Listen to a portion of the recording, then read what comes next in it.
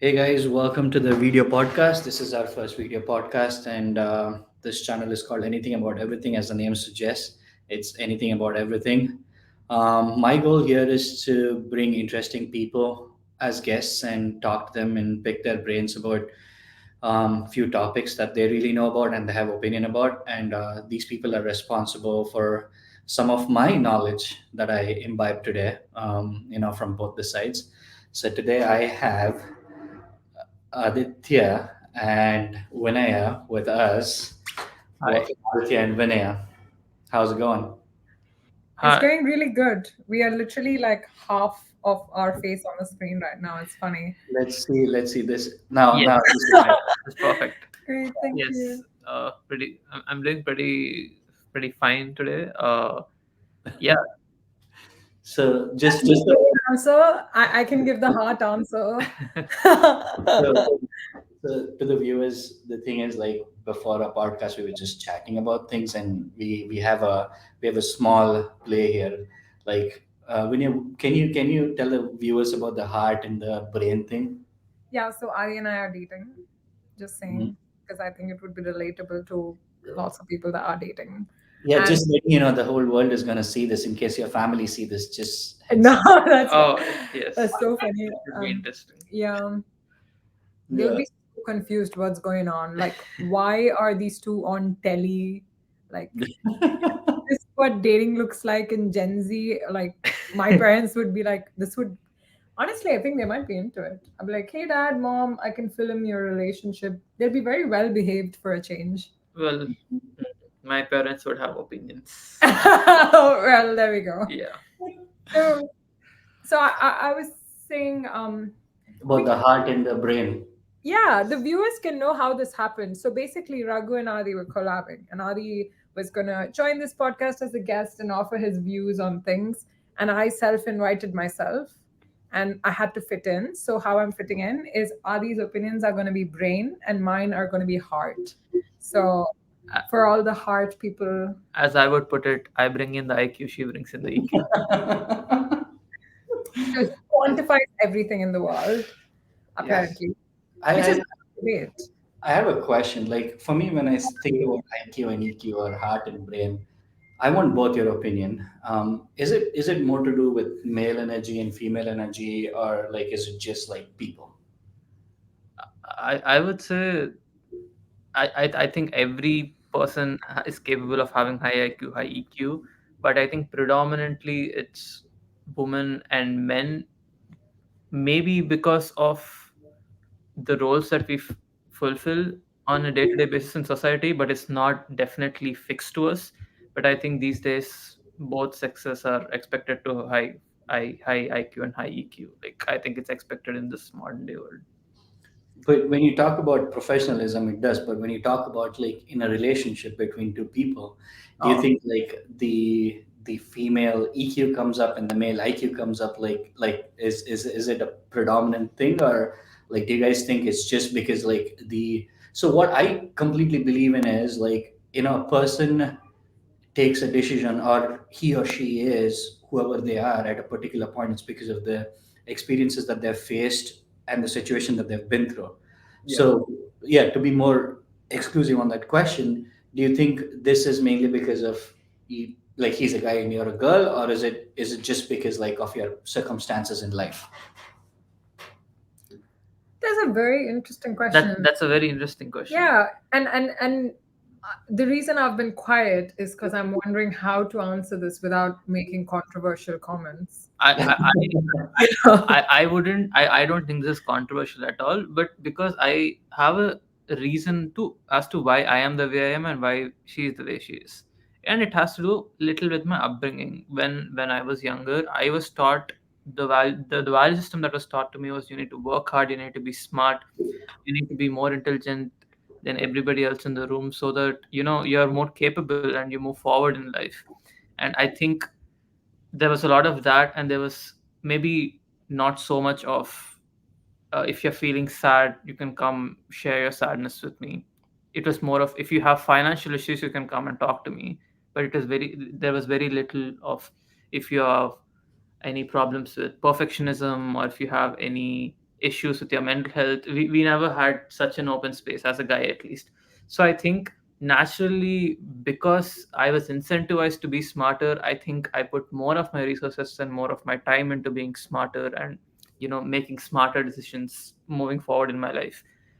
And I think in her case, I think at least relative to mine, she had a closer family. Emotionally, they could understand her better and they shared their emotions more freely, and there weren't any judgments. So they incentivized a system where you could openly, express yourself and understand each other on an emotional level. I'm not saying they never encouraged her on the IQ front, but like, just because they created a better environment for her, I think her EQ had improved rapidly over the years. And here's the thing: you could replace both of our situations, and I might come out with a higher EQ, and she might come out with a higher IQ. But I think ultimately it has to do with the values you were taught at the very beginning and how we choose to carry it forward. Of course, there are always some people who choose to do their own thing their own way, but more often than not, we tend to follow the value system that was given to us when we were younger. I have a What do question. you What do you think, Vinaya? Like, what points I you make? have a question for Adia, actually. Mhm. Um, Firstly, when you say two questions, Yeah. sorry, I'm a very questiony person. Yeah. When you say that you were brought up to be more intelligent or logical, Yeah. do you mean your family or your entire environment, which includes the country? I'll ask both questions, you answer. Yeah. Which includes the country, because we're from the same country, literally same part of the country, South India, right? Yeah. Not that we haven't traveled a bit, but nevertheless, just for context. And Mm. then, London, just yeah, now London and the US. But yeah, since we were talking about childhood anyway. Mm. So, and then the second question is, and here's, well, I would love Raghu's take on this as well. Because Adi said I had a different upbringing and he had a different upbringing. Mhm. I'm wondering, did that have anything to do with our sex itself? Like, if my parents had a son and if his parents had a daughter, would that have changed the way they perceived people? Because I've been like daddy's little girl. You wouldn't be. I wouldn't be if I was his son, right? Yeah. So I'm wondering if just if that could have changed things. Maybe you would have just been the same person anyway. I think in theory it would have, and I cannot definitively say it would have, but let me take the example of my cousins who Mm-hmm. are of the female Female. gender and who are a part of my close family. So the way our family would have behaved with each other and the way they would have set the goals and the standards, I think despite having similar standards, they're still given more emotional freedom. So I would say yes, it would have been different. And I think it's not only my parents, it's also the society around me, which expects me to work hard and to Mm. be smart.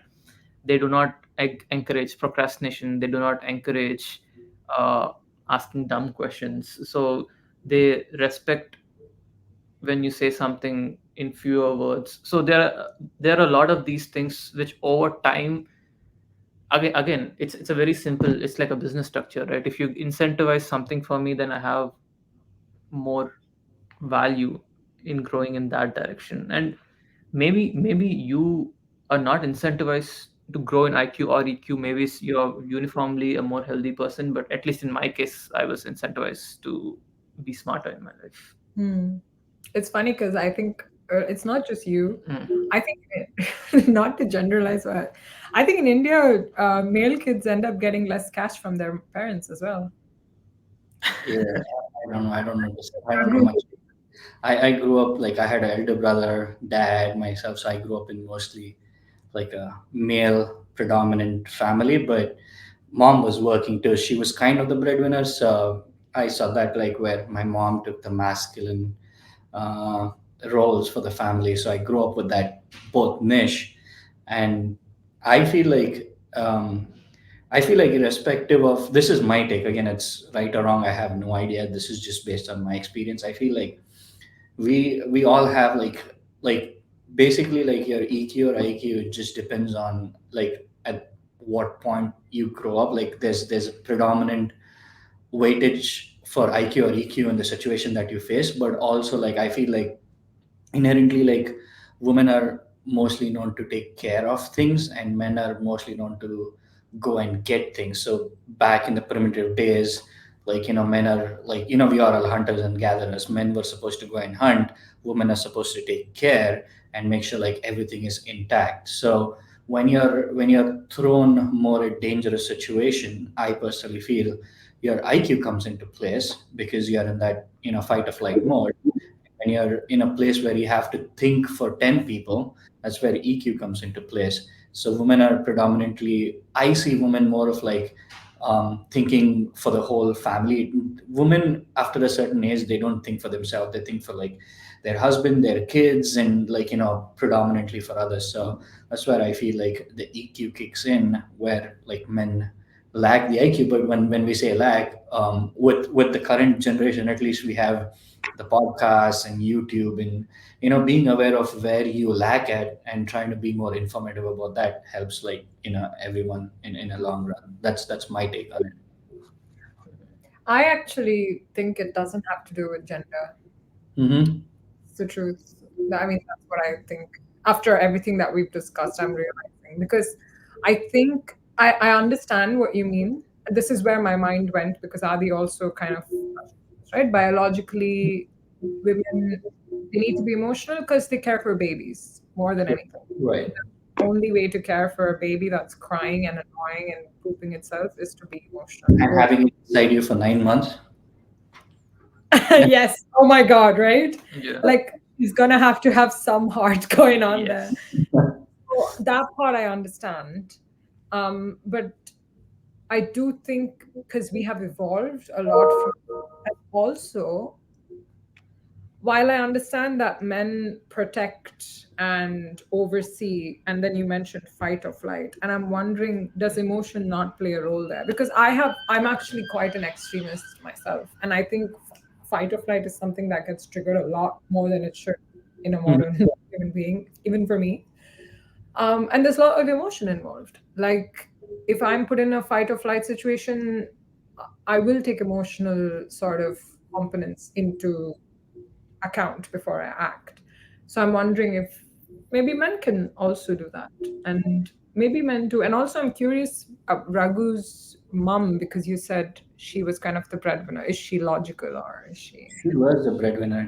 I think she's a very logical person.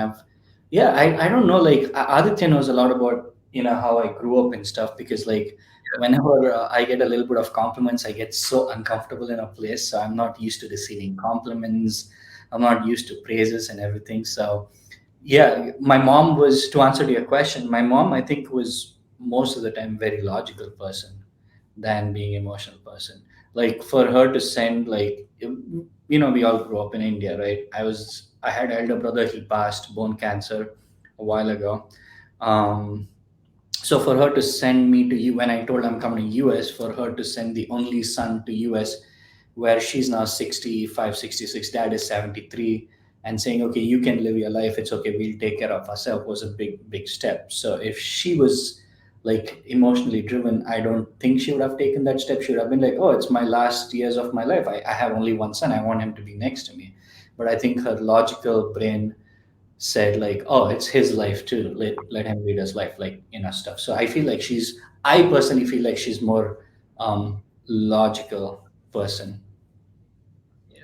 Which is interesting then, right? Because Yeah. it's not a woman thing, I guess. I'm just Yeah, I emotional. would say there's because a place for both kinds of thought process in society. Like sometimes logic is what is needed, and I think inherently you try to like any person in the world, you try to do the right thing, and sometimes the right thing is to take a logical decision and move forward, and sometimes while the logical decision is sound, maybe emotionally you know that on the long run what yeah, this person needs is probably not logic and just maybe some attention, maybe some care. So it does depend, but also I feel like in a third world country IQ is more appreciated, so I think that might also be a when You But didn't know anything about your childhood. Like, do you have siblings? Like, how did that come about? Like, I'm pretty keen on knowing that. So I don't have siblings, Uh, and the past I've been told I give only child names, apparently. Not sure yes. what it means, but I can give that. So because it's funny because my friends said it to pull my leg and stuff, and then my therapist said it, and I was like, "Whoa, man, this is Yes. wonderful. You're Yes. saying it." Yeah, only kid. I lived a really large part of my childhood with my grandparents because my mom is a doctor and she works as well, and she had her own clinic. So she was quite if anything, I feel like my mom is actually a pretty balanced person emotionally and logically. She can be very emotional in some situations and quite logical in others. Um, and I feel like I'm kind of that as well. Um, but yeah, so I grew up with lots of emotion because I grew up with my grandparents.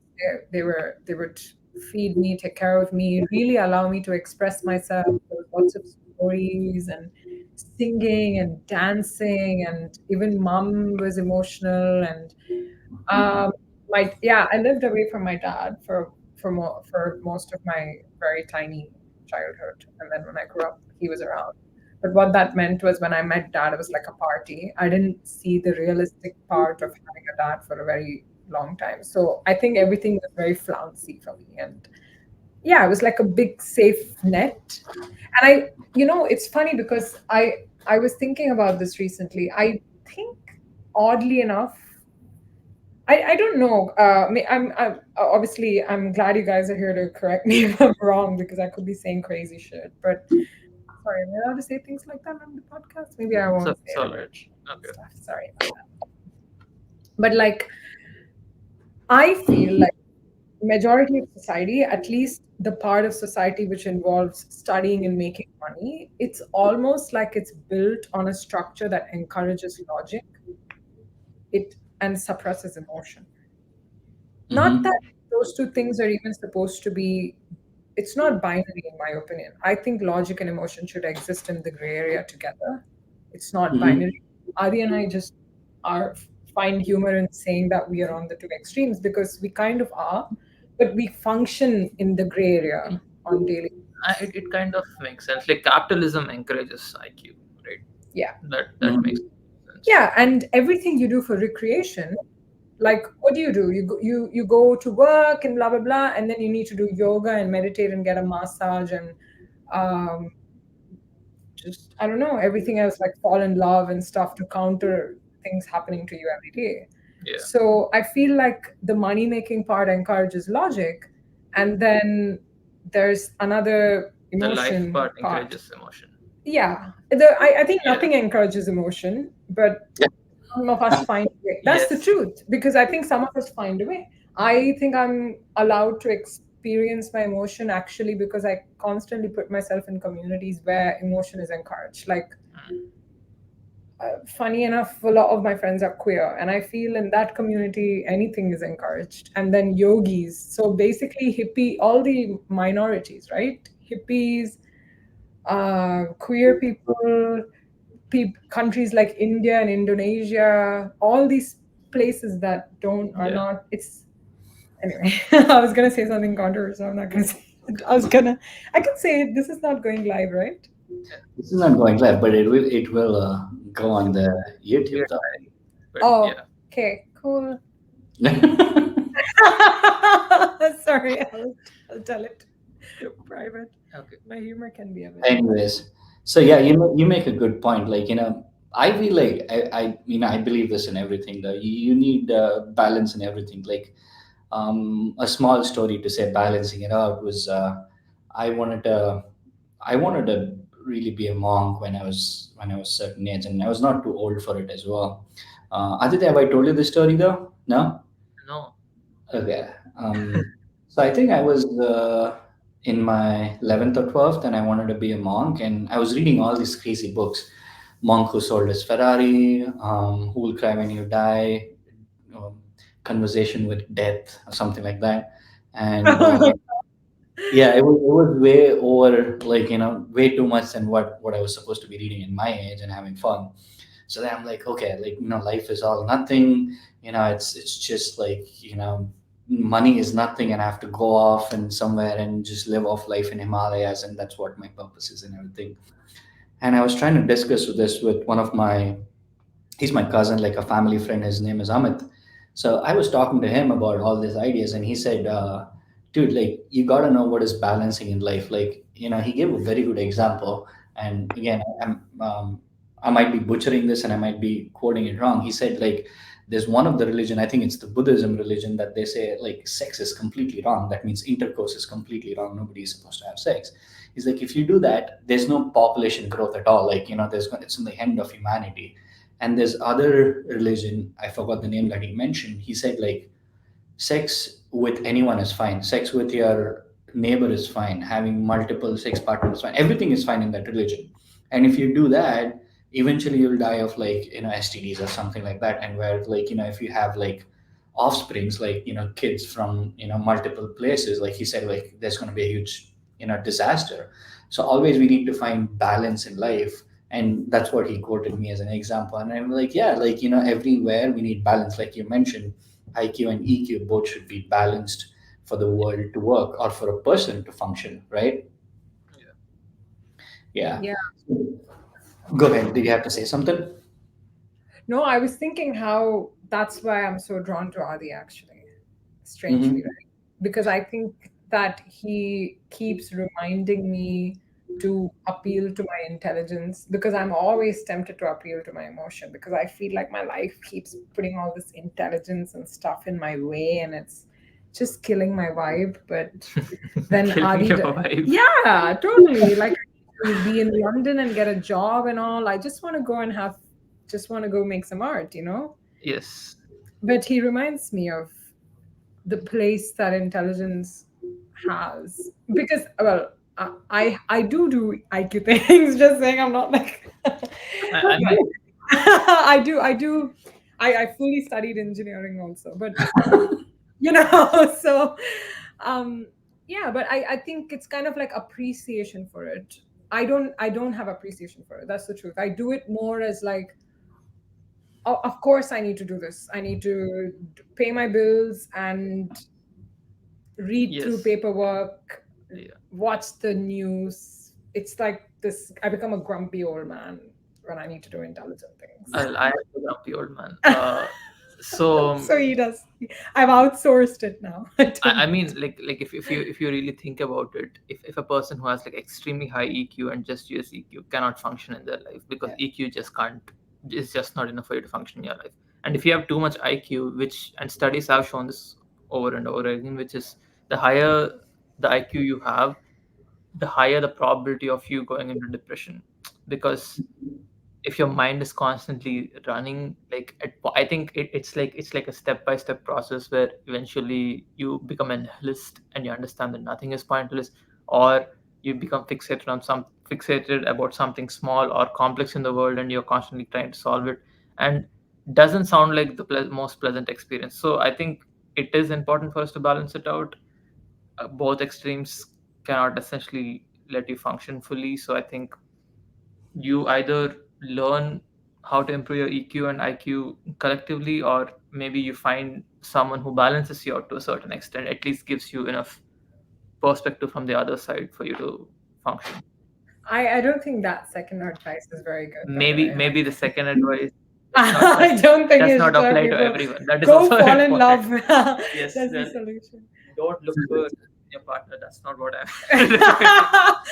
You have Be your own. issues. You That's have the actual advice. outsourced it. Yes, Before Right. before we dig into more AI stuff, like, yes, um, Oh, we've like this not. episode is more about AI, but yeah, we'll get there. We'll get there. We have our own sweet time. I yes. have, I have, I mean, now that I've got a couple, like, I need to know this. I have one more question.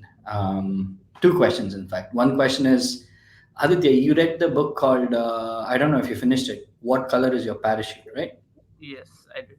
I did finish it. Does in that do they mention anywhere, like, about IQ and EQ? What are the best jobs that you can choose and stuff?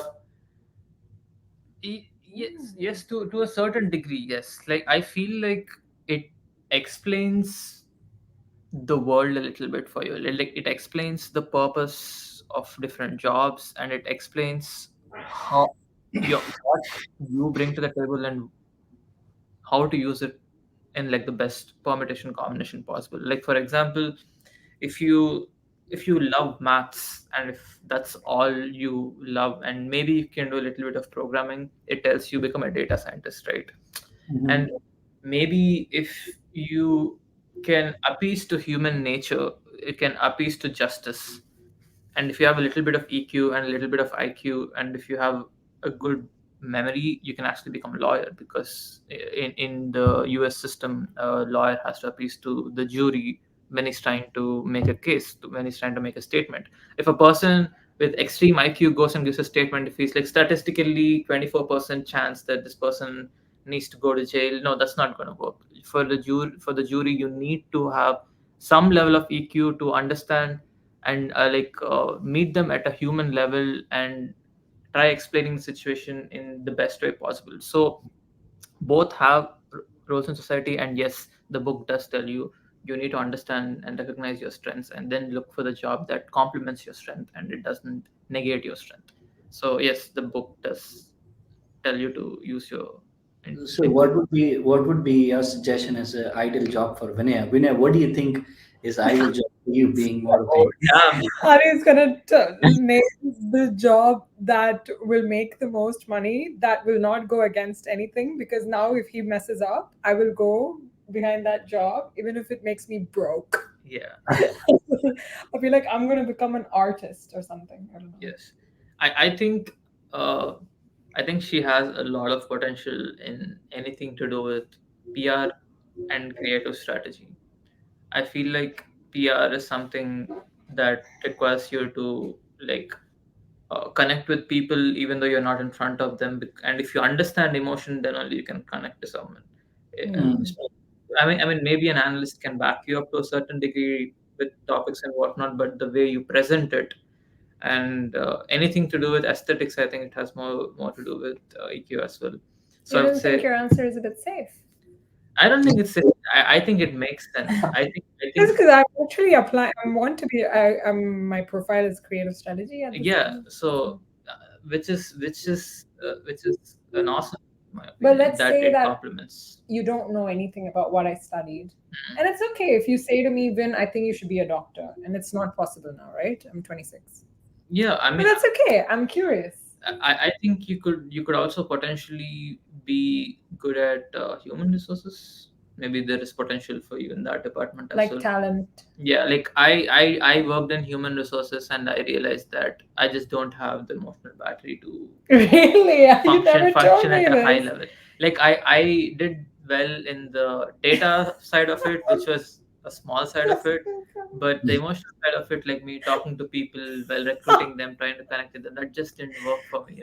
I I find was this more so of a funny. numbers guy, and I spoke in numbers. I gave like I was decent in managing people, but I think a little bit more of the EQ could have helped. So I can see you definitely doing that Yeah, no, role. I'm laughing because Adi used to do a job for someone in the US. And so his time zone matched with my UK time zone when he was in India. So we used to chat a lot during his work hours. Yeah. And then Adi Which job was that? Now?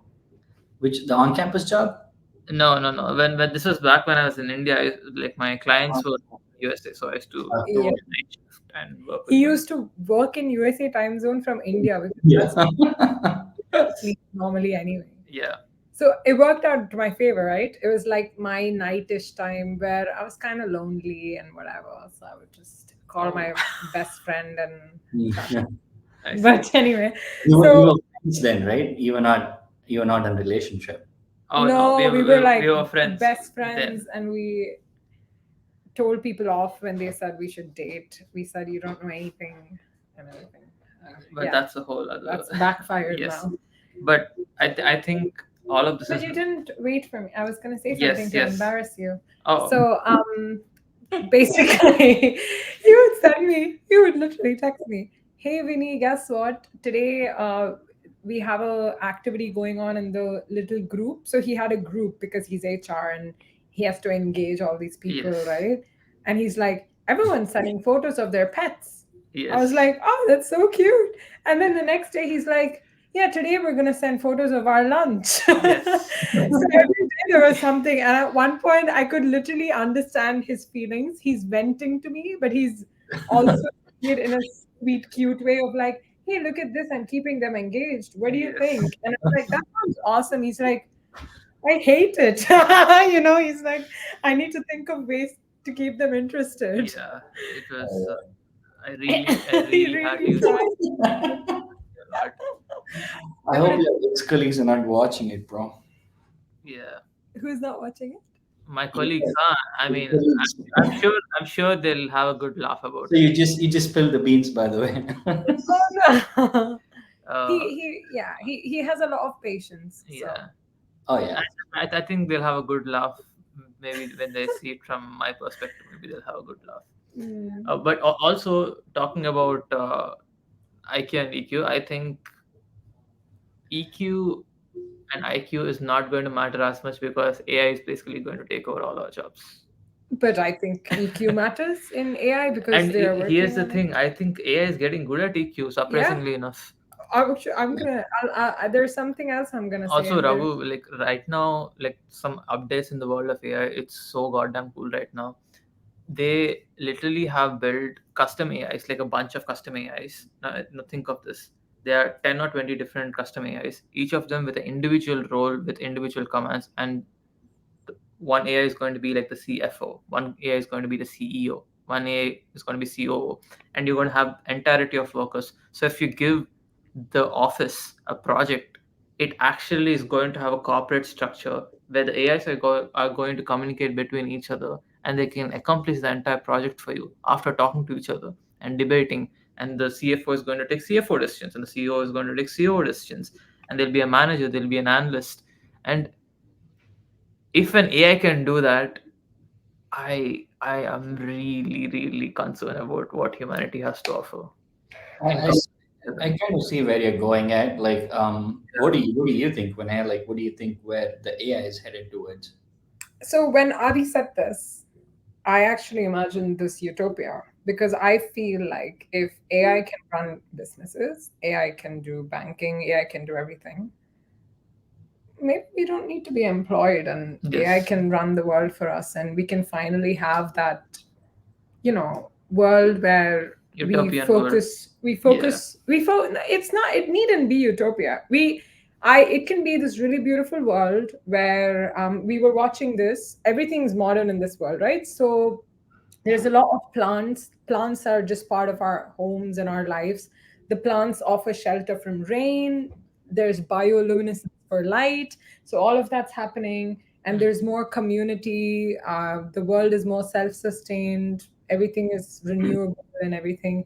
No, but there's no hierarchies. It's It's anarchy. see, but It's an but anarchy. here's the thing: I knew for Aditya's for gonna for, contradict me for on this this. utopia to work in theory, for the utopia to work in theory, the world has to go to the route of universal basic income. So Yeah. what you're proposing is the AI will do the work for us, and the profits of the work we share profits. The humanity shares the profits, but we live in a capitalistic society. What you just proposed is what people consider to be socialism, right?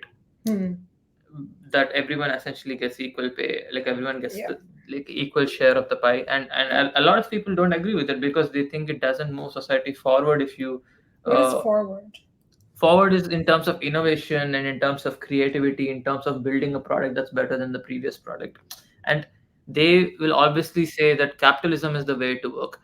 And my fear in all of this is this: the universal basic income route may or may not be taken. I am not too sure if it will be taken, but I do see this driving a wedge between the rich and poor, and those who can afford whatever they can afford, they can have AIs to do the work for them and they can propel themselves forward.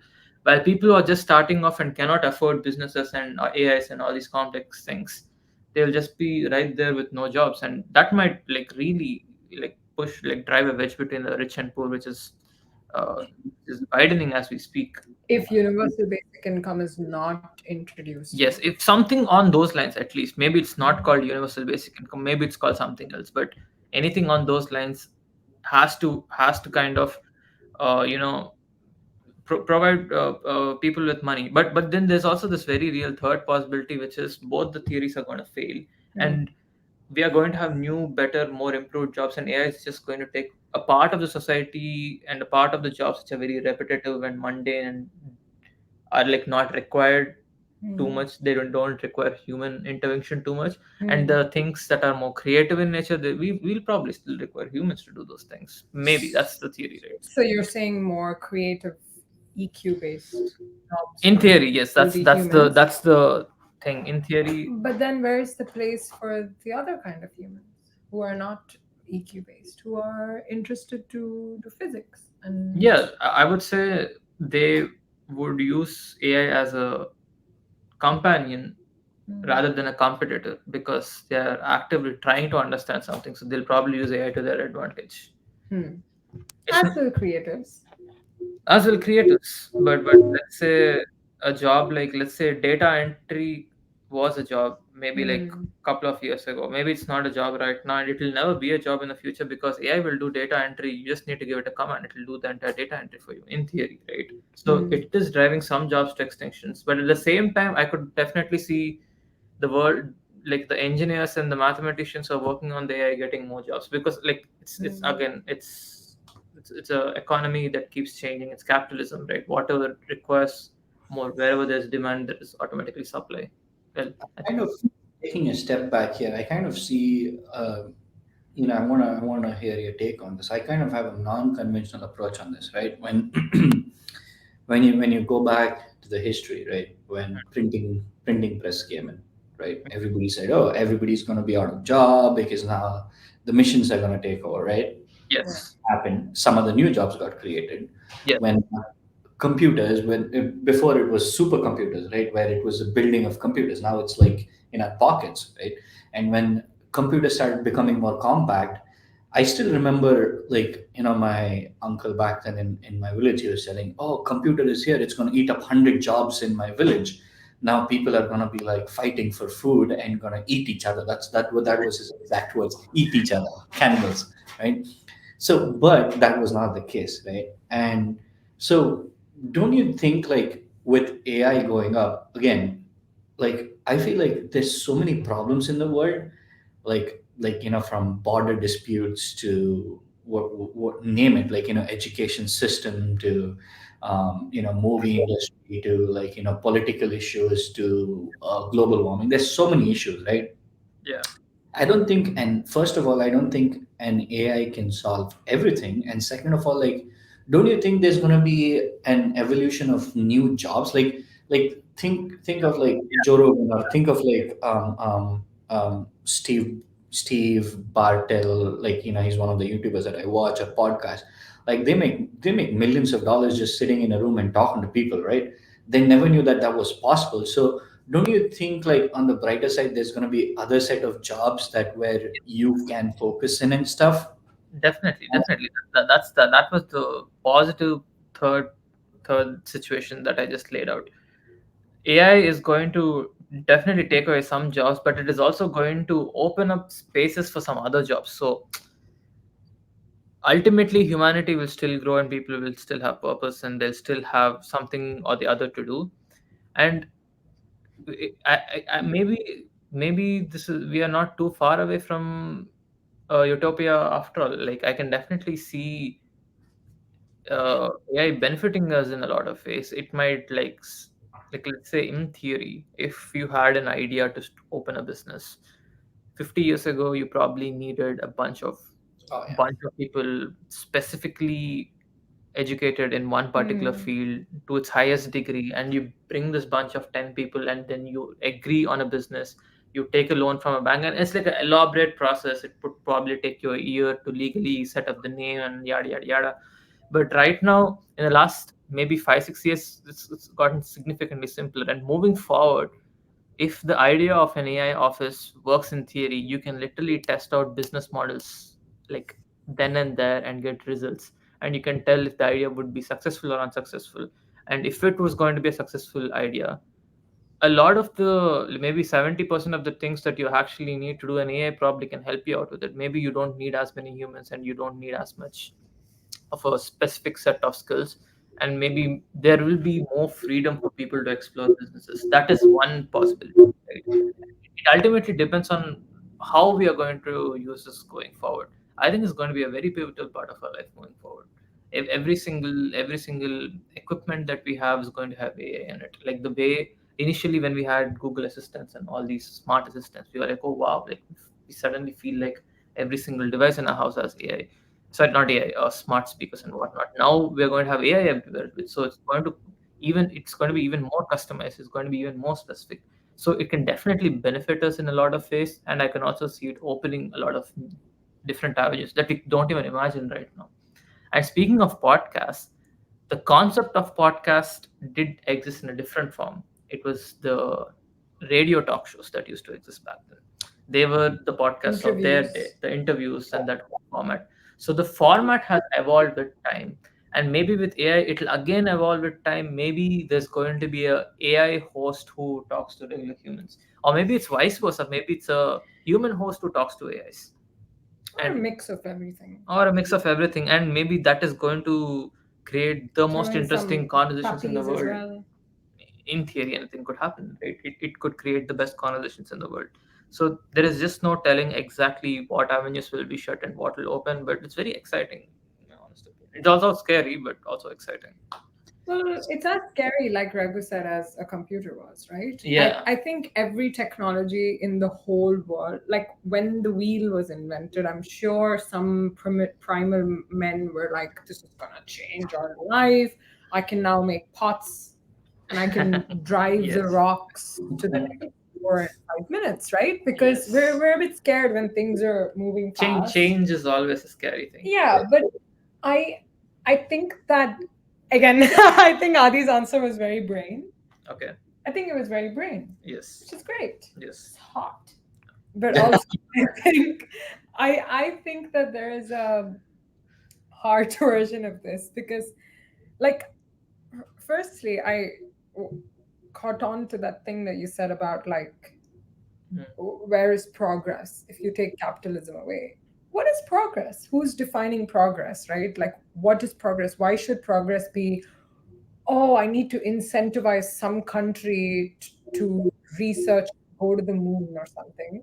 Why should it be that way that they need to have a lot of money and this aggressive sort of need to progress? Why can't it be something that we do because Yes. emotionally we are happy to do it for the sake of exploration and curiosity and to benefit the whole of humanity? Like I personally feel like yes, in because we can learn from history, right? I know history repeats itself, but we can try for it to repeat a bit better. So you learn from history. You learn that yes, when technology comes in, first there's fear, then it becomes part of your life, then you evolve out of it. So AI is going to come, it's going to take a few jobs. People are going to upskill, whatever. They're going to scramble their way through it and get Yes. re-employed. That is fine. That happens, yes. And when I proposed utopia, where AI can instead be used for things that make life less of a bane and more of pleasure, Yeah. you know, like immediately the first thought is like, oh, does that mean human beings are going to be lazy now? Are we not going to work? Are we not going to go and toil for money? Why? It doesn't have to mean that. It's just a. I feel like why not? Why is this not a great chance to replace capitalism? It's been around for a while. The world is, Yes. and so I feel like, especially with AI, it's great. And any other tech that's coming to us now, why not think a bit higher? Why not think about how I know progress is great. Progress is what has made AI even exist because Yes. it incentivizes people to think of artificial intelligence and stuff. I understand, but we know this. We know that money incentivizes people. Why do we have to continue that? The only reason it incentivizes people is because when you are born, when you are 10, you already are like, oh, what will you become when you grow up? I'll be a rich doctor. Come on, you will be a great human being who's kind and who's curious. And I Yeah. think that that is important because there have been parts of history where that existed. Like when Europe was rich and had a lot of money, that's when they made a lot of art. Well, yes. right? But the way they had the money was because Was through lots of horrible things which we needn't yes. do, because we needn't have to, we can, I'm not saying that in a day you can suddenly take money out of the world and not have currency. But I hear your perspective. I can definitely see AI improving the happiness index of the world. Like ultimately, that's what it is, right? Like, it's going to make life How did you easier. make this so brain? It's like happiness index. How do I quantify emotion? There's Yes, an index to happiness now. yes, there is. It tells. Ah, Every country has its own happiness index. Yeah, they say which country is the most happiest country. That was the biggest question that I had, and I did some research. And what does this even mean? Sometimes I The, don't. the Norwegian countries are quite happy. Yeah, I know. I read Yes. this because their lifestyle is whatever and stuff. Yeah. I yeah, think there's very happy people in India. You know. Some that emphasis on the word some. No, like you have a very, I think, what is the meaning of happy? You are wondering, oh, are they, I don't know, like my maid in India is very happy I because mean, she knows how to be happy. It's inside her. She knows how to feel it. well, if when you're trying to I know I quantify, sound like some privileged little person sitting in the I, way I, with you berries mean and milkshake, and I'm like, my maid is happy. But I think it exists inside you. I say this to Adi because he says to me, oh, Vin, you make me so happy. And I'm like, no, you're feeling it inside you. I'm just a symbol. see, while while that is a great perspective to have, there are actual metrics out there in the world, like how much it takes for you to bear the disease, how much pain you're in before you get service, financially, how much strains does that put on It's you. basically money, right? It's It's literally it's money. Money it's is the thing that prevents it's happiness. not just money, it's also the way society reacts to you in a certain way. Like for example, there are a lot of countries where men and women are not given equal rights. In that country, obviously the happiness index is going to be lower because the women on paper are always going to say, I'm not as happy as I potentially can be. So there are, I know it's unquantifiable, but there are some metrics through That which we can is, through which we can say yes, on general people in this country are happier. Because it's impossible for everybody in the country to be happy, because while parallelly babies are being born, people are dying. So happiness and sadness is a part of our life. But how much of the sadness and how much of the happiness? Like if everybody in your country is starving and there are no jobs, unlikely that the happiness index is going to be coming from the inside. so who are the people of this study? You take surveys through the Who are being population. surveyed and how, in what language? You probably have a set of questionnaires where you go and So talk to them someone who about can their fill a questionnaire. happiness. Yes. Someone who can't fill a questionnaire is left Who out. can answer questions? You can answer a question. If there's like a hippie in Himalaya who's happy, do they fill the questionnaire? No. Do you get what I mean? You can't Sorry, you can't we're talk. going on a sidetrack. I see what Vinay is saying. Like, sorry, Vinay, not Vinny. You call me Vinay. Vinny, that's cute. Yeah. The thing is, It's very, I was very brain, and this is what you're representing, so that's okay, right? This is that's great. perfect. This is what I wanted to be as, like, where you have two opposing ideas. I'm just here to moderate this so that you both don't fight. Yes, thank Thank you. Because I don't need to like have a whole. After so this podcast, we're gonna have to go on a walk and steam off. This is I don't even see it as a fight. We're having a healthy discussion. healthy conversation. I feel like, yeah. So to answer to your question, like, so when I like when I see like what is happiness, right? Like I asked the same question to, like, when I was driving in the streets of India. Like for me in my head, okay, I don't own a home for myself, so I'm not happy. I don't have this. I've not started a business for myself. And this runs 24/7 in my head. Now I have a full time job. I've started this podcast. I have two other business ideas in my head, and I'm like always like running around like with it's like a chicken with a head cut off, like, right. But when I was driving in streets of India, and I saw, like, a lot of houses with happy people, just in the evening, like they come sit out and they chat. Like I just park my two-wheeler. I look like a stalker or no, I don't know, but they were all smiling at me. I just look at them and just listen to them, and all they're doing is like having a good laughter, and they go back to bed. So I feel like you said, happiness is like it's within you, right? And you try to seek happiness in different states. Like for me, it is like in not exactly in money, but it's like probably something to prove myself that what my parents didn't have and I should have before I depart. So I think happiness comes with in different forms. For my uncle, he's never worked a day in his life, and he's the most happiest person if you ask me. Like, right? But I don't know. Like, for me, I see it in a different way. And to answer your question about how they survey and why they survey is mainly because, like, sometimes, like, when you so when you think of like a population, right? So there's population and dude, what is the word? The statistical word? The population and sample, right? Yeah, sample. Apple. So when you want to represent a population, right? Um, if someone comes in front of the whole world and they say, like, without, if I come and tell you I'm rich, right? So you need some way, like, to say that I'm rich. Like, either I'm wearing good clothes or I get on in a super good car or something like that signifies something. So when people quantify a lot of things in a global representation, I personally think that's why they quantify, so that they have something to go off of. Like back then, when you think about Indus Valley civilization or Mohenjo-daro civilization, or back then anything, how they passed on things was through paintings, right? That's their record. So for us in our daily life, in order to quantify, like, okay, what, like, how the world is functioning, for it's not even like each country is going to each other country and surveying. It's just like they have a lot of metrics. Like, there's a good YouTube video for that, like, why and how they pick up the sample size, and how they say that's, like, a good thing. So I feel like it like, if I'm an unhappy person and I go and live in any Scandinavian countries like Denmark or Finland, I'll still be unhappy irrespective of whatever they do, right? So I feel like when you talk about, like, these quantifiable things, they give it out for a measure of standard. Like, if I ask you, like, okay, how do I recognize you? You're gonna say, like, okay, I'm 5 feet 10 inches tall and I'm this heavy and I have like a mole here. So that's somewhere quantifying yourself, right? So that's how it is, when they talk about quantifying the metrics. I don't know how true it is. Like you said, there's always biases involved in it, and we have read about a lot of biases where, like, um, I mean, he studies statistics too, so we can use R square and relate anything to any instant.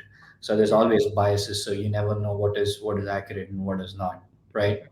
Yeah. Yeah, no, absolutely. And so not to be so anti quantities, right? I mildly see the need for quantity. To be honest, I'm anti quantity, to be very honest, Mm. which I'm trying to cure. But I think just specifically for something like happiness, it it just doesn't feel right to me. No emotions can be quantified, though. I feel like fear cannot be quantified, happiness cannot be quantified. Like, what else? What are the other emotions? I Like, would I would say a lot of things that are quantified in this world, Mm. for me, feel non-quantifiable. Like, not even joking. I feel like the assignments I submitted for my, I don't know, this is okay to say, right? Just Yeah. stop me if I'm gonna say Yeah. something that's gonna get me kicked out of UK. Yeah. But the assignments that I submitted for my master's degree Mm. were quantified. I was graded 70s, 80s, whatever, and it just didn't make any sense to me, because we always got a grade sheet where there was a number, Mm. and then there was a whole paragraph explaining to me what the evaluator thought. Yeah. And I felt maybe the paragraph held more value than the number. But the Mm. number is what gets me the degree. Mm. It's not the paragraph. So I was wondering, should there have been maybe a slightly different way to kind of deem me a master's in fashion promotion, Mm. Because numbers don't actually even, they just don't make any sense. Because maybe I should have got something like master's degree in fashion promotion, communication and media, specialized in, or something. Maybe I should have been given badges, just to be creative, right? Maybe instead of giving me a 75 on 80 or a 60 on 80, or you're not even graded out of 80, sorry, 75 on 100 or 60 on 100 or whatever, we should be given badges that say, when I do a course and I they think, hey, you know what, Vin's got some strengths, maybe the badges, maybe it's a bit more visual, maybe it's like a child, like how do you do for children, you do stars. I don't know how to explain it. I know there's a scale Yes. with ratings, I get it. But I remember when I was a little kid, I used to go to these math. I'm not the best with math, in case Mm. that's not obvious, because that's sounding crazy. But anyway, Mm. so I used to go to these abacus classes, Yeah, and yeah. I had a teacher there who, whenever you did really well, she would bring out like a big page of stickers, and she'd say, Vin, I think you did amazing today, and just any discretion, I think today you get to choose two stickers, and I get to go choose what stickers I like, and it would get stuck on my book or whatever. Mm. There was literally no other scoring. They would never score me out of 10. You How many questions did you do well? I think there was some amount of that, because obviously they were numbered. But my excitement was to get stickers. I would go home. I wouldn't tell my mom how my math went. I would say to her, Mom, I got a Powerpuff Girl sticker today. And Yes. that's exciting for me. And that, I know I'm talking more about incentive, but I'm wondering if there's a way to use grading, make grading a little bit more holistic like that, instead I of think that's how it's. I mean, correct me if I'm wrong, Aditya. Like, and Vinaya, like I think that's how it's working today. Nobody. I have two masters graduate. Nobody gave me a job because I had two masters graduate. They right. like you said, there was a number, but there was a paragraph. The paragraph is exactly what essence you had, right? And Yeah. that kind of if the professor is good enough, like they can really like point you at the right direction, and you have to have the right mindset to take that feedback, right? So I feel like at least jobs in US, like nobody asks like what was my grade ever, before giving me a job. So I think invariably, like when you think about it, like it is working the way you want it to work. It is working the way exactly you're saying it to work. I think it has, funnily enough, it has evolved to be that. Like, Probably, yeah, true. education was created to be graded number wise. Like in Mm-hmm. India, it's still like that. The more for first world countries, it has evolved to not be that. But I would think the evolution would have happened at a slightly faster pace, because, or a bit more, because, like, for example, yes, none of my employers really asked what was my grade in my master's degree. But at the same time, on the certificate that we get, it says, if you get above 80 or something, you pass with distinction. Otherwise, you just pass. And this gets announced when we're getting graduating. And I just didn't understand the purpose of this. I didn't even know how to qualify for distinction for a while, because it didn't matter. And I was like, oh wow. But now it's on people's profiles. Like, a lot of my like batchmates have, I got a master's with distinction. Why? Because you did 80. But what did your paragraph say? That you checked all the boxes and didn't have any strong opinions about the way you promoted fashion, and I had opinions, so now you. But isn't that a Mm. good thing in some jobs? It should have been a little bit more objective. Not to say that all grading is bad or anything, but it's See, just some things I are would so say, controversial. I would say it is important because ultimately you're just trying to like judge someone, and you're hoping that the metric that they produce is a good judgment of the skill that they have. Like for Hmm. example, in theory, two people go and both of them learn how to do surgery. What surgery is too complex? Let's say both of them know how to, like Got it. surgery is too intense, right? Like Yeah. let's take something simple, right? Like let us say two people go and both of them learn how to cut wood, expensive premium quality wood, right? And if you go and give person A the wood, he and person A got 95% in carpentry school, and person B got 30 in carpentry school. Technically both of them have the degrees for carpentry school because the cutoff for getting the pass mark is 30. But you would trust the person who did 95 more Hmm. purely because you think the person has got a better grasp of the particular subject or the particular topic. In theory, yes, maybe the person who got the 30 grade has a specific style that only suits a very niche community. Maybe they will eventually go seeking him. But Hmm. the vast majority of people will probably go for the one who did better because they think they want their wood to be cut in a better way, and they see someone producing consistent results. They have gone, given multiple exams, and have proven in front of a board of experts that they can do this job, and they've been graded pretty well. So there is a reason that metrics exist. There is a reason we do data driven decision making these days, because it is beneficial ultimately for everyone. While it is harsh for some, ultimately I think it is beneficial. And I am not someone who does really well with grades in my life, but I see the benefit out of it. And I am at a Yeah. disadvantage most of the time, but I still understand the necessity for Well, that's the thing. You're at a disadvantage, and I actually blame the system for it. You know, not because I'm in love with him or I anything. know, I know, I know. I get it. I get it. Because so three things, right? Firstly, a lot of quantification, like indexes, let's say, or grades, whatever, percentages. It's always so numbers. And what about someone that just doesn't understand numbers that well? Like, what if I don't understand that? So Very like I don't understand that 7.5 is three-fourth of. I, let me ask you this way, Vinaya. Like, if Aditya and I apply for a job in your fashion designing company, right? that would be exciting. Yeah, and Aditya and I apply. We both come from University of Tampa, like our alma mater. We come there. We say this is our resume. We have completed a degree in fashion. That's all we say. Like based on your requirement, based on like the thing, we have two places that we have worked, and we exactly fall the same. How would you decide who's good for a job between us? Like, what would your vetting process be? Without any again, I'm not trying to like say the quantity is important, but I just want to understand, like, if tomorrow we decide to get rid of quantities everywhere, what could be the new norm of measure, or is there anything other than that norm of measure? So I'm just trying to pick your brain on that. Okay. I want to start off by saying I don't think that there is no place for quantities in the entire world. I think there's a place for it. I think we overuse it. And Mm-hmm. let's say you applied to my fashion design Company.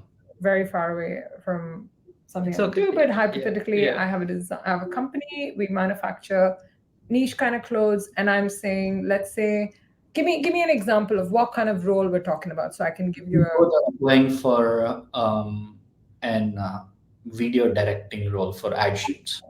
Amazing. Okay. Great. Yeah. So I this is interesting You because might. I've been interviewing, so I want to tell recruiters how to do things right now and then hire Well, me. you got to tell them how to do it right. Personally, I would actually think, because if you are doing video editing, you're doing video editing, you said, right? So there's probably a videographer. Videography. Video. We both are directors. We both are ad shoot directors. So you need to be able to shoot probably my clothes. You need to be able to capture my models well. You need to understand what I'm looking for and stuff. Um, and I'm assuming there were like, let's say 5 candidates applied. You are among the 5. My first step would be to have a conversation with them, have a chat, get the whole vibe check, and check what kind of goals they have in the next few years. What are they looking to do in their life? Why are they interested in my brand? Just a vibe check. And then after that, I've shortlisted 2 people. I would actually get us to do a project together and I would pay you for it. So my hiring budget would involve doing a project with you. And if you're down, I will pay you for that project. We will work on it together. I would make it creative. I would literally say that these 2 videographers are interested to collab. So it can be a little collab that we do, and maybe I would make it interesting. Maybe Adi would be from India, and maybe Raghu would be from USA, and I would do a project where you capture my brand. Let's say my brand is called Vinaya, namesake label.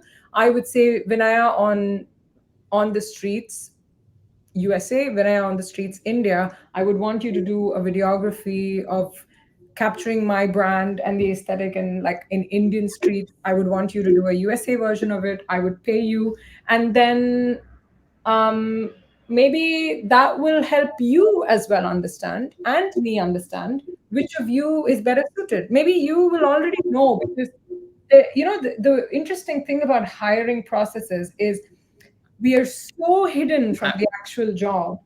I have a upgrade to your question. Okay. What Go ahead. what if 200 candidates apply for this? Not 200 candidates apply just for the one role. You can't do what you just told me.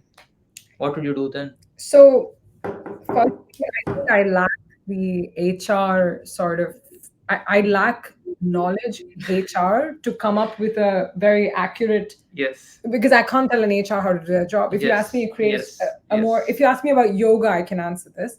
But with my brief experience, because I understand what is the process now. People put in Hmm. CVs and Yeah. you go through.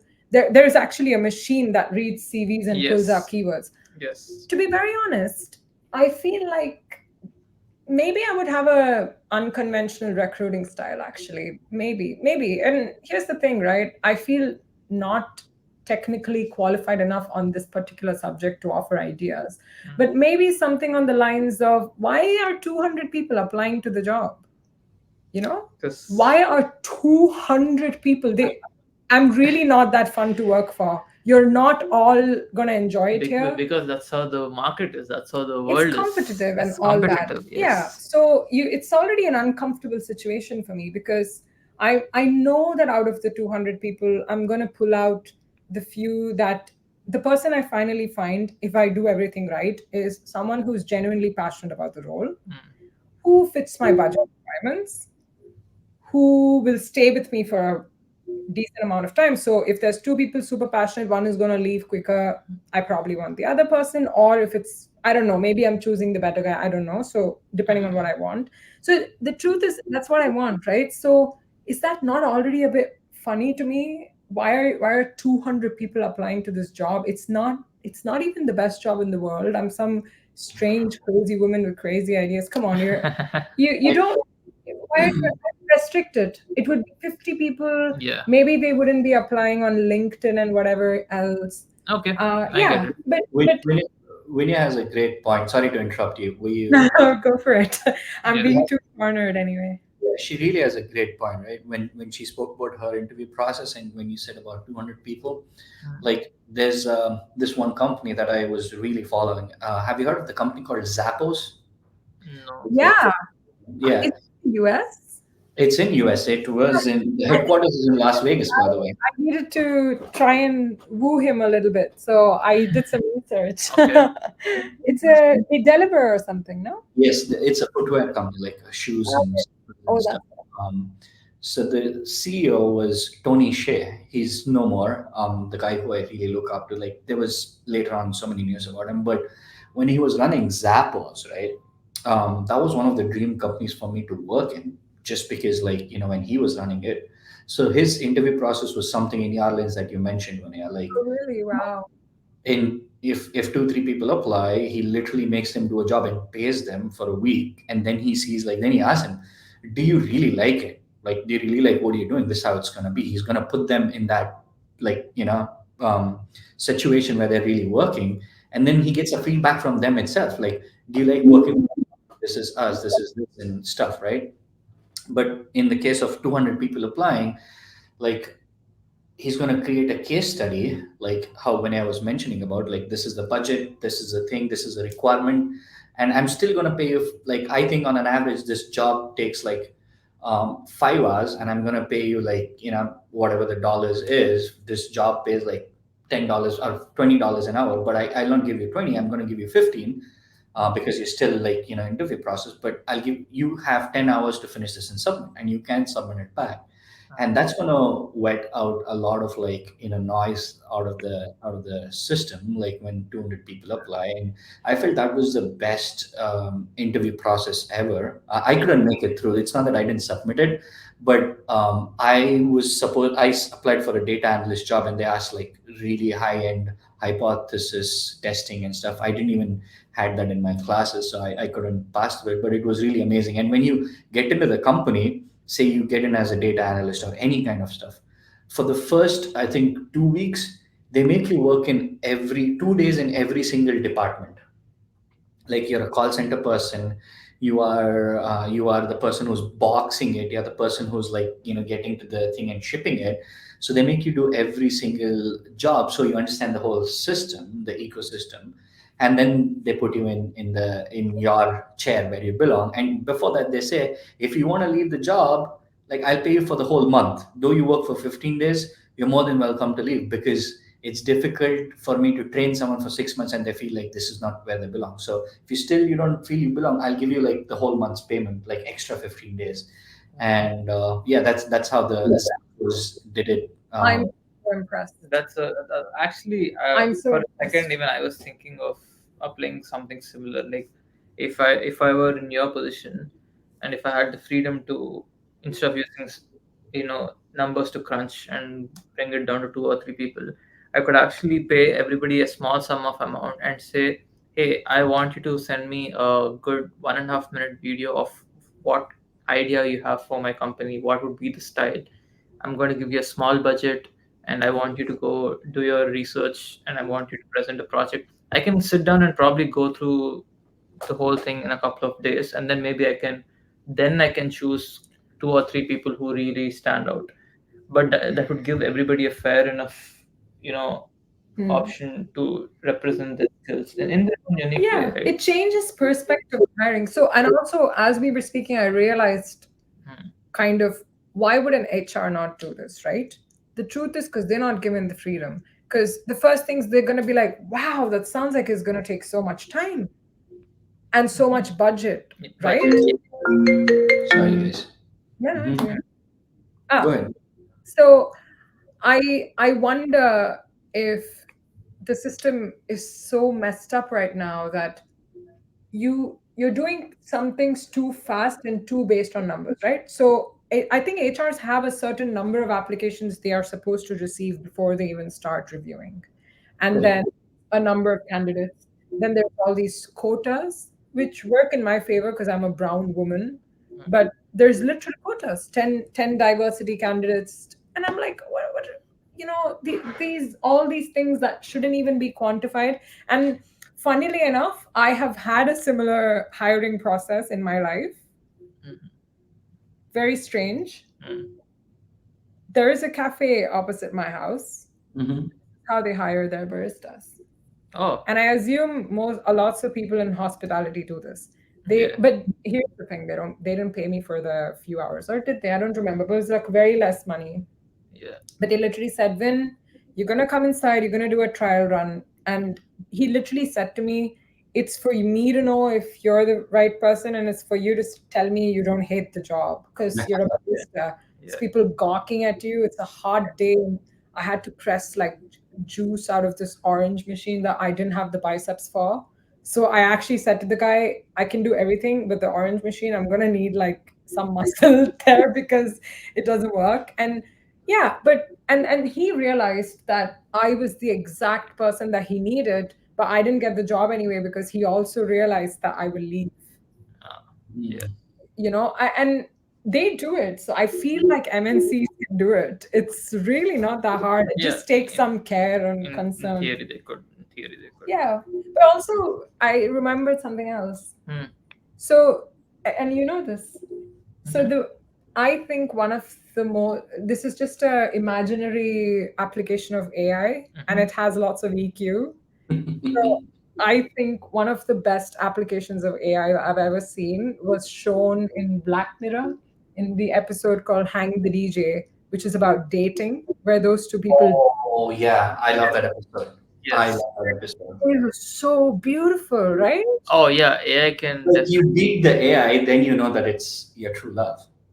Yes. It's Yes. like reverse psychology. It's amazing. Yeah. It's Yes. amazing. And I think that is such a beautiful showcase of how AI can actually make this world a better place where we're freer, happier, Yeah. and it's Yeah. all I mean, rainbows. yes. We're riding unicorns. Yeah. I was single when I watched that episode, and I wish that was Oh, true. me too. I was so single as well. I was very Uh, angry as well yeah. because I was on the dating app and I'm like, yeah, I don't think this is gonna Yeah. work. Wouldn't that be fun? Yeah. Yeah, I still Yes. think there's a Eh, place for Yeah. numbers. Yes. Yes. I think that would be interesting. How AI quantifies emotion. AI is going to quantify the unquantifiable again. Will It it will it become so intelligent that it will not quantify? Yeah. we will have to wait and see. Like, for me, do you think like the biggest fear of like the Matrix, if is Oh, gonna come true with the AI revolution going on? Because in hindsight, not the worst thing in the world, right? In hindsight, Are you it serious? yes, in hindsight, I don't think it's the worst thing in the world, because there are places on Earth where the atrocities that humans are going through are too horrible. If I see they what you mean. Okay. if they had a pod which is going to take care of their body and their mind is going to be an imaginary safe haven, might as well do it. I'm not saying everyone. Most of us are having the decent, half good life over here. But then there are some places on Earth I can definitely see something like that being useful. Like imagine someone who can never ever afford to travel in their life, despite what they do due to their economical circumstances. Maybe MetaQuest 7 might just make that possible. Maybe MetaQuest 7, or whatever it is going to be in the next few years, maybe it can give them like a very high definition version, including smell and senses. And maybe they could feel like they are living in a much freer world than us, even though their actual real life circumstances are horrible. So I actually see this happening, yeah, but I don't think AI is going to control us and permanently trap us. And they do that I it. don't see it happening. But What do you think, Vinaya? What do you think? I think You so. watched Matrix, right? Yeah, Uh, but I have a very odd situation with Matrix where I've watched it in three different parts on okay, three different occasions, and so the movie is a bit funny to me, but I get the overall concept. Because Ali talks about it quite. Yeah, overall concept. As long as like the overall concept that well, everybody is finish. dreaming that plugged in the real world is just code. Yeah. Yeah, no, so it reminds me of a couple of things. I don't know why I'm having so much Black Mirror sort of Hmm. recap, but there is a Black Mirror episode where there are older people. It's called Sao Paulo, I think, where San they Junipero, which one? San Yes. Junipero, Yes. San Junipero or Junipero or something because J Yeah. is Oh, yeah. Yes. I called it something strange. I think it's Yeah. an actual place that I Yeah. named, right? Yeah. It's an actual city in the world. Anyway, Yeah. so I was like, oh, it's called Punjab. you know? Anyway, so they go and they live their off life. That's what it reminds me of. And Yeah. the whole using it to make your life better, stimulate you. They do it. They AI. Yeah. Yeah. Sorry, VR therapy is a thing. It's Yeah. used. It's one of the biggest applications for VR actually. VR. Like, Yeah, I've never heard about this. oh yeah, especially for birth. It's called hypnobirthing, Uh-huh. if I'm not wrong, Okay. which I probably am, but I think it's what it's called though. So when a woman is giving birth, if she wants support, just wants to feel a little more held, they Mm. put a VR headset and they allow you to give birth with the headset. I Wow. don't know. I'm very sure the application is quite scarce. Like, I don't think it's commonly available in like NHS hospitals or something. But this is a Yeah. definitely something going on in that area. There's a lot, and there's also like trauma recovery. And also employees apparently are being given inductions and sort of what do you call those sessions, like learning how to be developing workplace culture sort of thing. So you to teach them empathy, they are able to put they're given scenarios where they are in the same position as, let's say, a minority or a woman or a newcomer in the workplace, and they are allowed to they trigger empathy Mm. to allow the workplace culture to be better. So some of these things are happening in VR actually. There are This is companies. quite interesting. Yeah, it's quite cool. I think, see, it's funny because Meta is like a big Yes. part of See, this, but hence me not calling it not the worst thing in the world. It's probably is. there might be a place for it in the Yeah. future. But I do think what you said with how someone can travel the whole world, Yeah. I think my grandmother would. I think I, about I it. think I think Grandmother would love it. I think the next generation, the generation after us, is going to have so much freedom, and they're just going to have like a device. It probably won't even look like glasses. It could be like a chip in their head. They have the freedom to explore the entire universe, and they look at us in hindsight and think of how primitive we were and how we had to struggle and we needed passports and visas to travel and this and that and to experience. And they are like, dude, I don't know what you are all about. I can experience everything that I possibly can in the inside of my head. I can experience how it would have felt to be Michael Jordan dunking Oh, a two oh, that's kind of pointer cool. in the finals of a particular year, right? That's Like kind of they cool. can experience these extreme things that we just can't. Like you can never experience when India won the World Cup. When What you would you want to? What would you want to? What would you want to as well, Raghu? oh, Because I know if mine. you could experience something in human history, Something, anything. It could literally be in the present, but you didn't get to go there. What would it be? I know what mine is. I need to think. Like I need time to think. You can start. I'm gonna listen. What is yours? I didn't think too much. It's just I, I I think. think it would be cool to see Michael Jackson doing the moonwalk. Be someone in the audience member Oh, that's a good watching Michael one. Jackson doing the moonwalk for the first time, That's a or good one. maybe he listened to Freddie Mercury when he was performing in the iconic show. I'm I'm kind of confused with that question. When you say experience it, you're in the audience and experience it. You're It in the can be audience. anything. You can actually be You can Freddie be Freddie Mercury. No, that's because, like, dude, you have no idea. I'm thinking of this concept I wanted to discuss with you. That Yeah, brings me to this. I'm thinking of a new. We write yeah, whenever we write stories together, so we bounce ideas off of each other. So the concept is about like where every day we do certain things only because of the experiences, from getting up from the bed to go and work, or like talking to human beings. It's all based on experiences, right?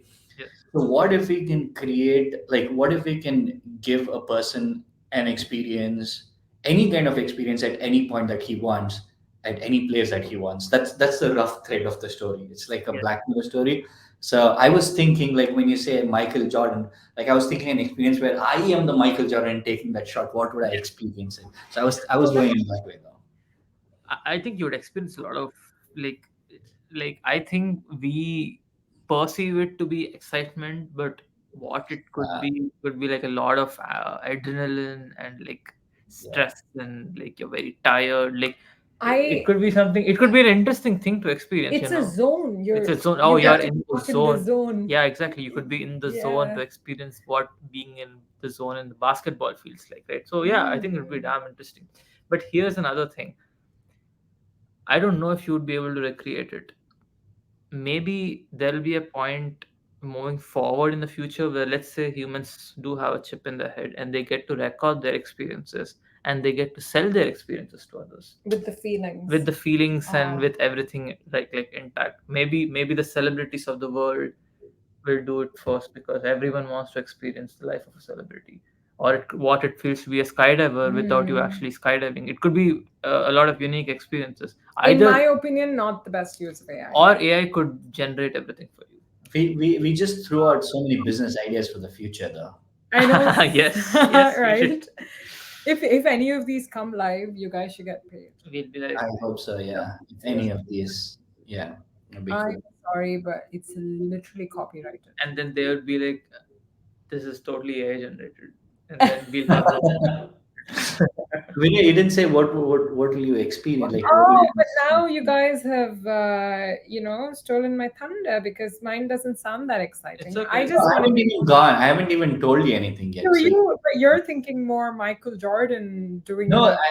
I didn't know that you have to watch it. Yeah, I would love to watch Michael Jordan take that shot. Yeah. Yes. What would your thing be? I I would. I was gonna say I would watch Obama give his speech before he won. Actually, Oh, okay. Oh, that's no, not a bad. it's Which random is and simple. It's just I kind of look up to him. that's a He's big thing. Yeah. Yeah, I think it was beautiful. I watched the speech on YouTube, Mhm. and I'm not even American, Yeah. and it's like, but it was so beautiful, and I really look up to Obama as a leader. I've Yeah. just randomly said this on a podcast, It's but I okay. actually You really can. You look can. up to him as a It's a. leader It's a. because There's I nothing wrong with it. Yeah. I feel there was a lot of care in his rule, which Yeah. is lacking, right? Who there? Yeah. Yeah. Sorry. No, I'm saying there's care in his rule. There was care, and I love Yeah. that. I mean, he came in a tough time when he was elected. It was like the Great Recession going on. Yeah. So yeah, he did take the office in a very very tough time. Yeah. We can talk about AI instead. No, Never mind. Sorry, not to make this. no, it's all right. It can go anywhere. Yeah. It's Maybe what there'll be an AI president. I yeah. don't. No, Yeah. I think a human president is always going to be. So for me, I feel like at overall when I think about like AI and everything, like humans will still crave human interaction, right? Like my colleague, his name is Matt. He moved to Philadelphia, I think Pennsylvania, something. They have an Amazon Fresh store. So basically, you go in the store. There's gonna be literally nobody. Like when I say nobody, nobody working. So whatever you want, you pick, and whatever falls in your like whatever you put it in your cart is going to get built and it's done and just walk out and you unload. So there's no talking to anyone, there's literally no lines for checkout or anything.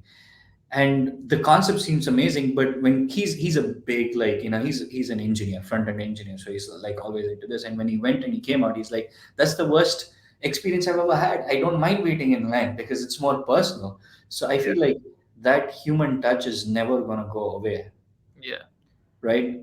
It's always going to have a place in the world. Like people will want real human interactions at some point because they value it. Yeah. Yeah.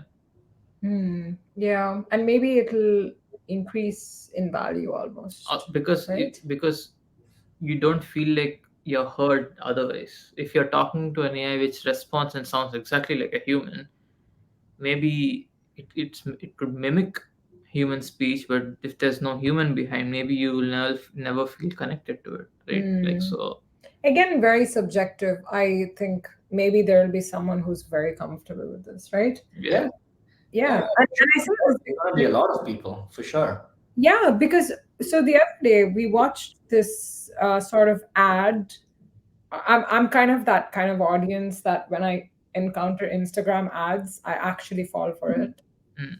Like I'm actually watching it, and Adi's like, "You do realize this is sponsored?" And I'm like, "Oh, but I didn't check, you know." And I Yeah. Yeah. was looking at this ad thingy for an app that Oh, it's a it's a you can have a it's a AI. custom human AI, as in a You can, custom AI. You can customize voice, appearance, chatting style, gender, age, and everything. And it starts off as texting, and then it can give you audio, and I think at some point video. So it's literally like whatever you want. And they sold it to be like this very sexy you can have your woman. own virtual girlfriend. Like that's just Yeah, the. they made like the guy who promoted it was making like a sexy woman girlfriend dating Yeah. whatever, and then they made it a whole sex thing. But I think you can make it anything, right? So I was saying, Yeah. yeah, well, I was saying to Adi, if someone lost just if someone lost someone close to them in their life very early, Mm. I feel like they would recreate that person. I would, And I would recreate my brother. I would definitely recreate my brother. That would oh my be god, something. so that's so interesting that I brought this up to you and that's how you I feel. Yeah. would. I miss my time with him, so I would definitely recreate him and bring him And back. would that not be a bit therapeutic also? It definitely would be. Yeah. Yeah. So that's what I was thinking. And I thought this ad had so much potential. They could Yeah. have Yeah. Yeah. because Ali was like, this feels so dark. And I'm like, there's so much other ways this could get dark, you know? Yeah. Yeah. But also could get beautiful, I think. Yeah. Like I could recreate my family in the UK. I miss them and I can hear them a bit more because I can't even talk to Oh. my granddad because he can't hear me Uh, because his ears are not working, you know? yeah. So yeah. And then I could show this to him and he'd be so confused what's going on. Yes. Well. Yeah. Are Yeah. we When over?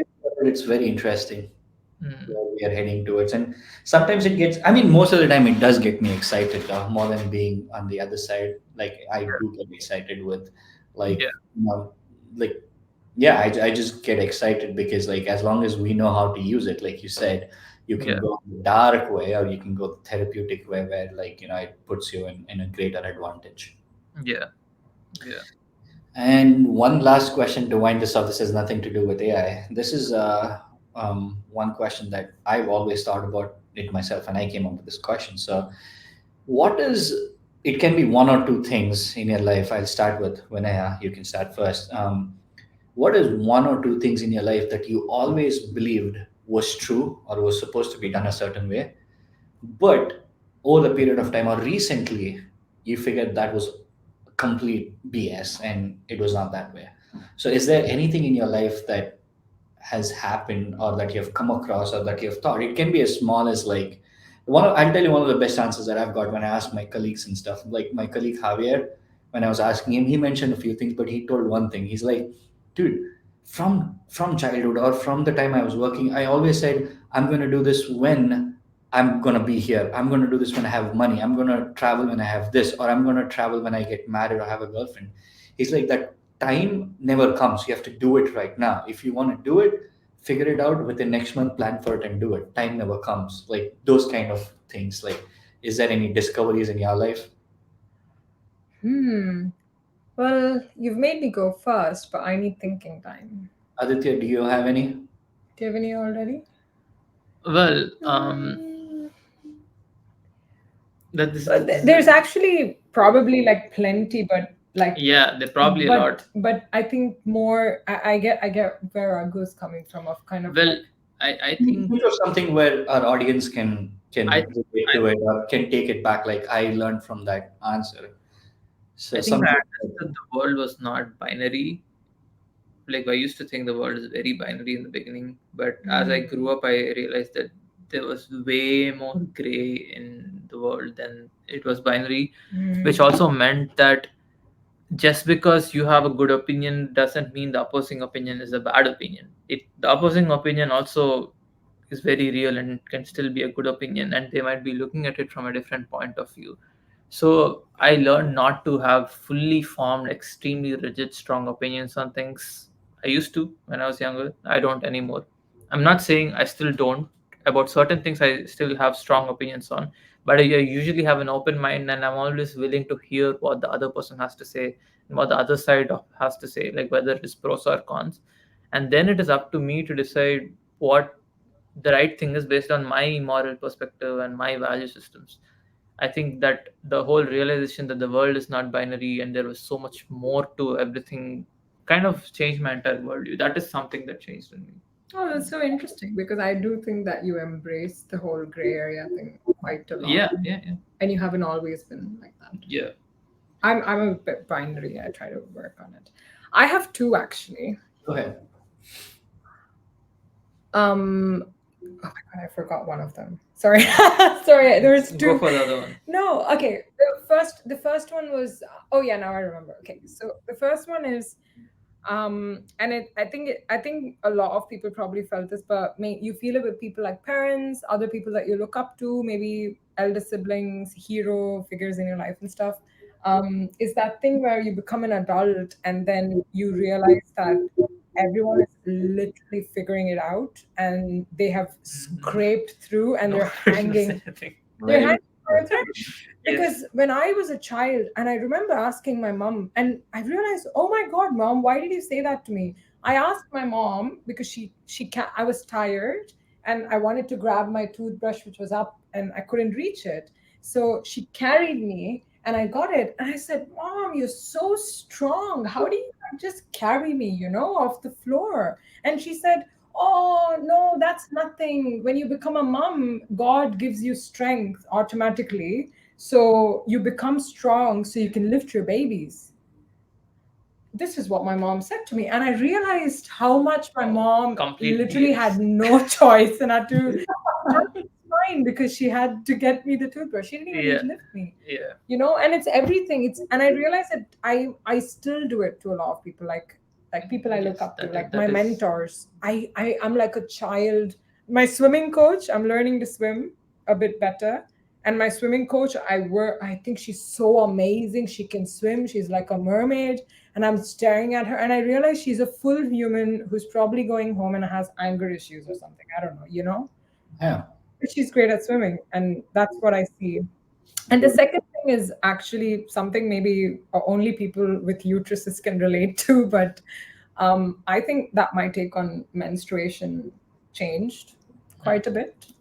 I think it was the perspective taught to me was so different, especially conservative, obviously upbringing and everything of like, you'll menstruate, it'll be a secret, men won't ever know anything about it, and it'll just become a casual little part of your life that you quietly endure. I don't do any of I'm really not doing a lot of those things because I don't see why it has to be. I talked to my boyfriend about my period. He knows about it. Yes. And he actually came up with a great idea where he said, because I said something very spiritual of like, I think my period cycles are syncing with the moon or whatever, because that's how women used to track it as primates. They would look up at the sky and the face of the moon would say, oh, I'm going to menstruate. So Adi was saying, oh, if you really think that's true, and if you really think women can all sync their cycles, then we need to have like 2 days in a year maximum, 2 days in a month, Month. sorry, or saying like universal period leave, because all women in the whole world menstruate on that day. Yeah. If it's in sync, if it's in perfect sync, Yeah, yes. and I Yeah. started to realize how a woman's reproductive cycle and everything should be a part of the world very normally and very beautifully, embracing it rather than something so like, oh, this is a burden I'm going through in my life. I think that's one of the realizations. Yeah. Yeah, I know it's totally not, it's relatable to one out of the three people in this podcast, No, but we understand. yeah, maybe someone would agree with me on the audio. Coming from a guy's perspective, right? Never knew what was periods, right, until later part of life, like probably like 10 years ago I got to know what it was. um, like you said, I wish that was a part of our life, just like how you grow up, that was a part of your life, like even guys are educated about it. I watched this wonderful podcast. Again, I'm quoting Steve. His channel is Diaries of a CEO, and in one of his podcasts, he has a guest who she talks about like the menstrual cycle, like what happens when the woman is going through this, and when is a good time to talk to her, when is a good time to comfort her, when is a good time to have like when you want to talk something opposing to her, like have a calendar up, and she makes him like he writes down, okay, day 1 to 2 I comfort her, I say she's beautiful. Day 2 to 10, I anything that I have issues with her, I'm going to bring it up. Day 11 to 13, I'm going to be more like flirtatious, because she's more like in more like sexual comfort zone. And then day 18 to 19, I'm not going to bring up anything, I'm just going to whatever she says is the truth. If she says 2 plus 2 is 5, it is 5. So, and she does that. I'm like, wow, that's amazing. Cool. I'm very curious about this. Because I actually I think that these things happen. Yes. They really happen, and Yes. we're just not given a sort of space to have explored it, I guess. About having the universal leave if it's synchronized, there are a lot of like CEOs who are aware of this and their mood cycles, and they base their meeting based off of their menstrual cycle. They do. Wow, like women CEOs. Yes, Oh yes. She wow. mentioned a lot of them that they do that. They have their meetings around that. Those like good spot where they can have like tough conversation. They make sure they schedule those meeting, and they move around stuff. So most of them do that. Yeah, and the other aspect of this, which is less of like I want to be accommodated, is also that I think that my cycles, the way my cycle flows also changes the way I think. And there's some things I do so well at different parts of my cycle. Like I have a law of energy when I just come out of my period. I can do much stronger things. Like I can lift Adi. No, seriously, I actually lifted him because I have strength. Because I think it's the hormone levels there. Because a woman's body also has testosterone and estrogen, right? But at that point, the testosterone in my body is on a higher level than it is when I'm on my period. So I'm stronger. There's that masculine sort of aspect, I guess. And then I think on my period, I can think of ideas, and there's something creative, and I think I tap into my emotion a bit more. So it's a great time for me to ideate and sort of, because one of my yoga teachers actually made me realize this as well. She said, have you ever thought maybe when you're working on a project, you should schedule your ideation sessions for the day of your period? Just sit and do Yeah. it, because you can bring, yeah, not to ramble on about this. Yeah, it's interesting. What Well, about you? what about me? But what? What perspective has changed over time for you? Oh, I'll tell you, because this is the first episode. Like and it's going to be redundant if I keep saying this, but I'll tell you, it falls in line of what Vinaya mentioned. But you know how we think parents are everything when we are kids, and whatever they do is right, and we Yeah. grow up, and there are a few things that they would have done wrong, and we hold on to it. Yeah. Like, oh, they shouldn't have done this, they shouldn't have done that, they shouldn't have, how could they really do this? So we put them in a pedestal in our childhood, and when we grow up, we see the things they would have done good, but also we hold on to the things that they wouldn't have done good. Like for me, like, I was never complimented, I was never like really held in love, but we forget to see that they're human beings, right? Just like what Vinaya Yeah. said, like everybody is trying to figure out their life. Mm. So at a certain point, being parent was a part of their life, but they still had to be breadwinners. Like they had to come home, feed the kids, feed themselves, go to work. So they had other things to deal with. So any mistakes that they would have done, I mean, it's not mistakes, anything that we think they should have done in a different way, I wish we always understood that they're also human beings and they can do mistakes. We do mistakes every single day, and we just say, oh yeah, it just happened because of situation, but we don't forgive them that way.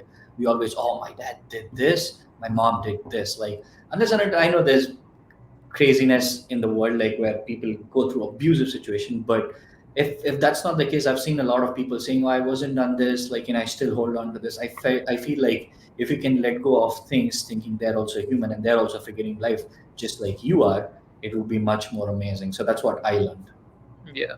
So how early did you? And I know, I honestly, this idea was the theorizing of this thought was done to me by Adi. He told me in a very casual, emotional conversation once about this. So I know you've experienced this too. Like, at what age? I was going to ask. Have you guys? Did you feel this? Because I feel we might be at different I think ages. I knew when I was living on my own. So about 20? No, 18, much earlier. 18. 18. Yeah. I would Same, say. when I knew when I was living on my own, that is when I came to US. I was Yeah. 8 years, 22, 23. Yeah. I Yeah. think for me it's a bit later. I Mm. think maybe 22 or 20. Oh, Yeah, he similar, said 22. 23.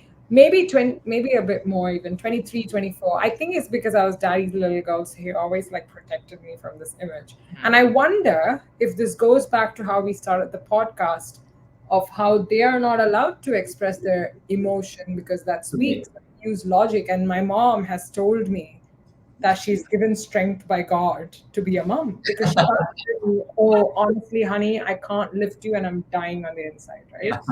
She can't tell me that. Yeah, because when I saw my parents as humans, I didn't like a lot of I had like a lot of negative associations with some of the things that they did, as we all do, like when we are younger. And I think when I saw them as humans, I realized that they were allowed to make mistakes. They were allowed to be wrong because they didn't know better. They tried their best, and maybe their best was not enough for us, but we can't Yeah. blame them for that. Yeah. Yeah, And yeah, what even, is like, best. can't be quantified again, Exactly. right? Right. Yeah. Yeah. So it was a wonderful time with both of you. Thanks for hopping on, Vinaya. Uh, Because The I was actually having a low day as well, and then uh, I was with Adi, and I'm like, I don't want to leave your side, so I'm gonna be part of this podcast. it's yes. amazing. Loved having you on the show. Yeah. All right. I think it's super late there, right? It's 12. Yeah, it's close. Yeah. We're good though. Yeah. It's like Adi's evening. Yes, it's I my mean, technically it is my evening. It was my evening once. it is evening here. Yeah. All Yeah. right. Thanks for hopping on, guys. It was lovely talking to you. And yeah, we'll keep in touch. Take care. Good night. Right. Ciao.